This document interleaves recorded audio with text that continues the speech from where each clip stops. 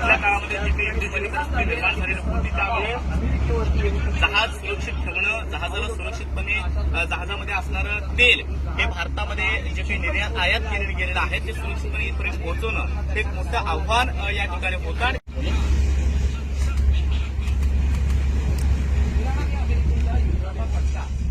Iran इस्रायलच्या युद्धजन्य परिस्थितीमध्ये भारतामध्ये पहिलं कच्चं तेल घेऊन सौदी अरेबियातून आलेलं जहाज जे आहे ते आता मुंबईच्या समुद्र किनाऱ्यामध्ये पोहोचलेलं आहे. पुढच्या बाजूला आपण पाहतो की शेंडल नावाचं जहाज आहे ती 1,35,000 मेट्रिक टन आपल्याला सांगून 2 तास जाणार आहे.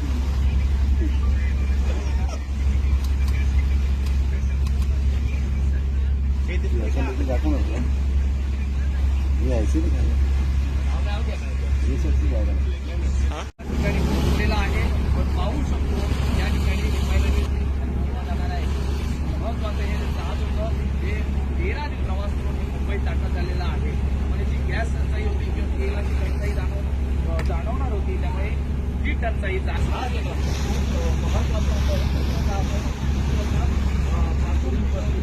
मुंबईत दाखल झालेला आपल्याला पाहायला मिळतं.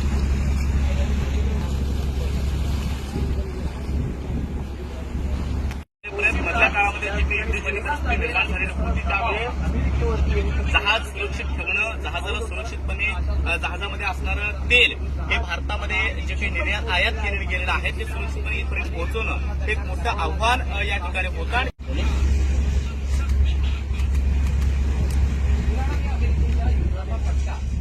इराण इस्रायलच्या युद्धजन्य परिस्थितीमध्ये भारतामध्ये पहिलं कच्चं तेल घेऊन सौदी अरेबियातून आलेलं जहाज जे आहे ते आता मुंबईच्या समुद्र किनाऱ्यामध्ये पोहोचलेलं आहे. पुढच्या बाजूला आपण पाहतो की शेंडल नावाचं जहाज आहे ती 1,35,000 मेट्रिक टन आपल्याला सांगून 2 तास जाणार आहे.